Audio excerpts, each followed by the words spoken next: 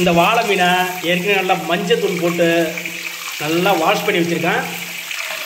நல்லா 2-3 முறை நல்லா இதை க்ளீன் பண்ணி வாஷ் பண்ணி எடுத்துக்கோங்க. ஒரு பாத்திரத்தில் கடுகு, வெந்தயம், பச்சை மிளகாய், பூண்டு, பொடி பொடியாக கட் பண்ண வெங்காயம் இதெல்லாம் போட்டு அது கூட கொஞ்சம் கருவேப்பிலை இதை போட்டு நல்லா பொன்னிறமாக வதக்கிக்கிங்க.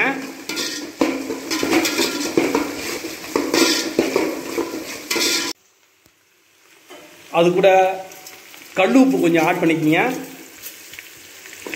சேர்த்து நல்லா இதை வதக்கிக்கிங்க.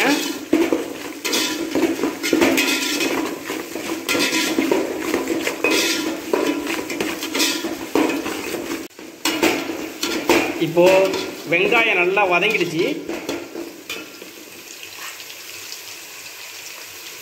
அது கூட ஒரு 4-5 தக்காளியை கட் பண்ணி ஆட் பண்ணியிருக்கேன்.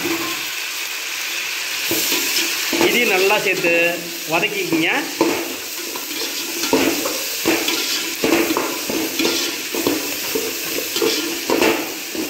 தக்காளி நல்லா கிரேவியாக வர்ற வரைக்கும் நல்லா அதை வதக்கணும்.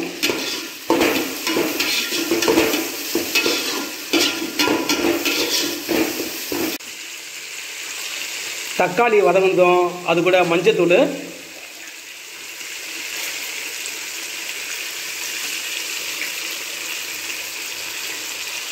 தனி மிளகாத்தூள்,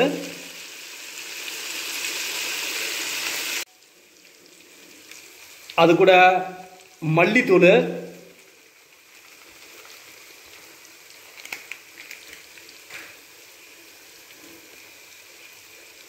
ஹோம்மேடு மசாலாத்தூள், இது எல்லாத்தையும் சேர்த்து இந்த மசாலா கூட இது எல்லாத்தையும் சேர்த்து தக்காளி கூட நல்லா இதை ஃப்ரை பண்ணிக்கோங்க. மசாலா வதங்கணும். ஏற்கனவே நல்லா கைப்பிடிக்கு புளியை கரைச்சி வச்சுருக்கேன். இந்த புளி சாறை அப்படியே ஆட் பண்ணிக்க வேண்டியதான்.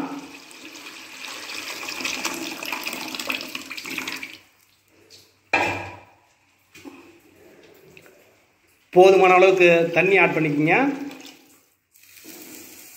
குழம்பு பார்த்தோன்னா நல்லா கலர்ஃபுல்லாக இருக்குது. இந்த குழம்பு நல்லா கொதிக்கட்டும்.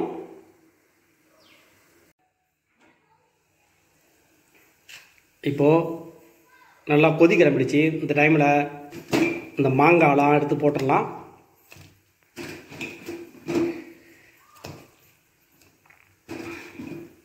நல்லா பெரிய பெரிய துண்டாக போடுறேன்.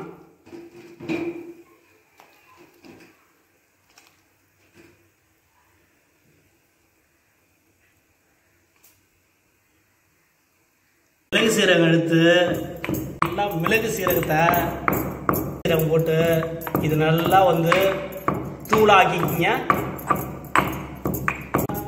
நசுக்கி எடுத்துக்குங்க. ஆயிலெலாம் அப்படியே பிரிஞ்சு வருது. இந்த டைமில் இந்த வாழை மீனை இதில் போட்டுடலாம்.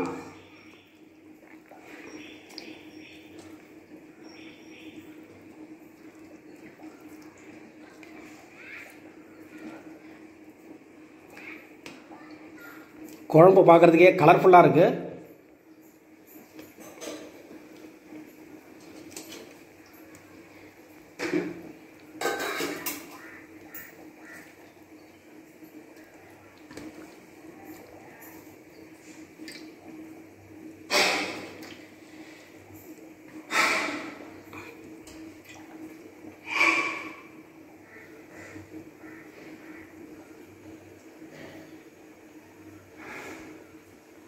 ஃபைவ் மினிட்ஸ் மீடியம் ஃப்ளேம்லேயே இதை குக் பண்ணலாம்.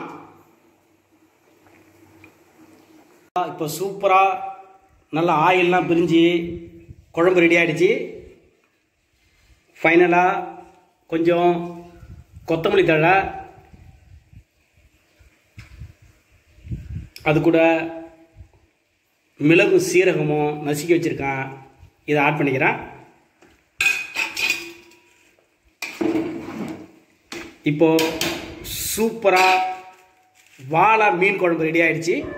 சூப்பராக வாழை மீன் குழம்பு ரெடி ஆகிடுச்சு. நீங்களும் இதை போல் செஞ்சு என்ஜாய் பண்ணுங்கள்.